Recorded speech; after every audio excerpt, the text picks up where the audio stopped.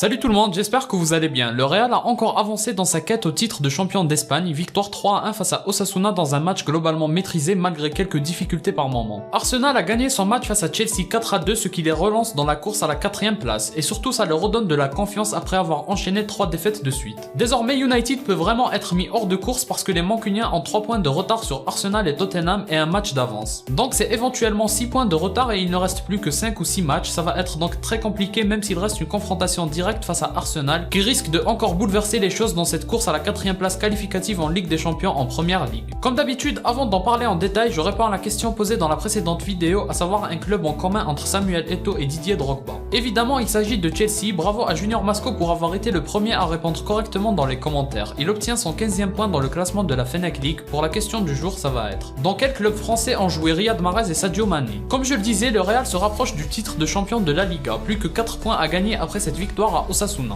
Et ce, en partant du principe que l'Atlético Madrid, Séville et le Barça ne perdent pas de points, sinon le titre pourrait arriver encore plus vite. C'était pas un match évident vu qu'Ancelotti a choisi de reposer certains cadres de l'équipe, notamment Modric, Kroos, Casemiro, Vinicius, Carvajal, et donc on aurait pu penser que ça n'allait pas être facile avec Ceballos, Camavinga titulaire, une défense en mode bricolage comme ça arrive assez souvent récemment et une attaque avec Rodrigo et Asensio, mais l'équipe a su garder ses forces et ses faiblesses, je dirais. Ils ont eu du mal face à une équipe d'Osasuna qui a mis les efforts et qui a profité des faiblesses du Real. Ça a duré environ 30 minutes en première mi-temps, puis le Real a vraiment eu la même mise sur le match. Et ils ont dominé la grande partie du temps. Après, le Real, ça n'a jamais été le Barça et ça ne le sera jamais au niveau de la domination. C'est pas une équipe qui cherche à avoir constamment le ballon, c'est plutôt une équipe qui cherche à en faire bon usage et rapidement. Le premier but du Real intervient sur une sorte de combinaison sur coup de pied arrêté. On peut penser que la combinaison a été improvisée, mais j'en ai pas l'impression. J'ai plutôt eu l'impression de voir quelque chose de travaillé, même s'il faut dire que Benzema est vraiment oublié dans la surface et ça c'est une erreur qui se paye cash. Sur la finition, Alaba a un peu de chance, mais l'action mérite de finir au fond vu comment c'est bien joué et très précis. Osasuna réussit à revenir extrêmement vite, comme avec le Real, l'action est bien jouée et profite des espaces incroyables laissés sur le côté gauche ou le côté droit du point de vue d'Osasuna. Et quand pour le Real, ça se termine avec un peu de réussite, mais c'est mérité vu les efforts pendant une bonne demi-heure. Ensuite, le reste du match c'est plutôt simple à comprendre, on a une équipe du Real qui cherche à trouver des ouvertures en combinant et une équipe d'Osasuna qui n'arrive plus à mettre les efforts à la récupération de la balle, donc c'est une attaque-défense. Grosse densité d'Osasuna dans l'axe en défense, ce qui prive les Madrilènes de se créer des occasions. Et dans ce type de disposition, si tu n'as pas Vinicius pour dribbler et ouvrir des espaces, c'est très difficile de se créer des occasions. D'autant plus que Benzema revient beaucoup trop souvent pour participer à la construction, donc il n'y a personne dans la surface pour tenter des centres. Heureusement, sur un bon appel de Ceballos, Camavinga réussit à millimétrer une magnifique passe lobée et l'action se termine par un but d'Asensio. But mérité et avantage mérité pour le Real vu la domination lors des 15 dernières minutes. En deuxième mi-temps, il est arrivé quelque chose d'assez rare, 2 pénaltys de suite ratés par le meilleur joueur du moment. C'est compliqué pour la confiance de Benzema sur cet exercice, même si ce ne sera pas suffisant pour le faire douter, au vu de ses récentes performances exceptionnelles. Après, même dans son match en globalité, je l'ai pas trouvé très bon non plus. Parfois il a hésité dans la surface et dans sa finition, mais c'est des choses qui arrivent et quand ça se termine par une victoire, ça s'oublie très rapidement. Mais j'aimerais quand même souligner qu'il commence à connaître des difficultés sur l'exercice des pénaltys et ça montre que c'est loin d'être facile. Pour ceux qui surnomment Ronaldo Penaldo, je pense que ça vous montre qu'en fait l'appeler Penaldo c'est même positif. Et on pourrait même dire que c'est carrément un compliment quand on voit qu'un autre grand joueur que Messi commence à rencontrer de vraies difficultés dans cet exercice. Et enfin, le Real termine le match assez sereinement, même s'ils se sont montrés peu efficaces vu le nombre d'occasions créées. Ils finissent tout de même par marquer, Vasquez à la finition, Vinicius injouable en 1 contre 1 avec de l'espace derrière, et surtout Benzema qui lance parfaitement cette action avec une roulette zidanesque et une passe extérieure du pied. Félicitations à Vasquez, il mérite d'être décisif de temps en temps. Même s'il s'est vraiment beaucoup loupé dans ses dribbles dans son côté droit sur ce match, il faut dire que c'est le dépanneur par excellence dans cette équipe, un peu comme Nacho mais d'un point de vue plus offensif. Voilà donc pour le débrief de ce match, encore une victoire pour le Real, c'est toujours positif pour la confiance avant d'affronter Manchester City en Ligue des Champions. J'ai hâte d'assister à ce match, j'espère qu'on va se régaler et surtout qu'on va gagner. Si vous avez aimé, laissez un like et abonnez-vous pour me soutenir. Moi je vous dis à la prochaine, portez-vous bien.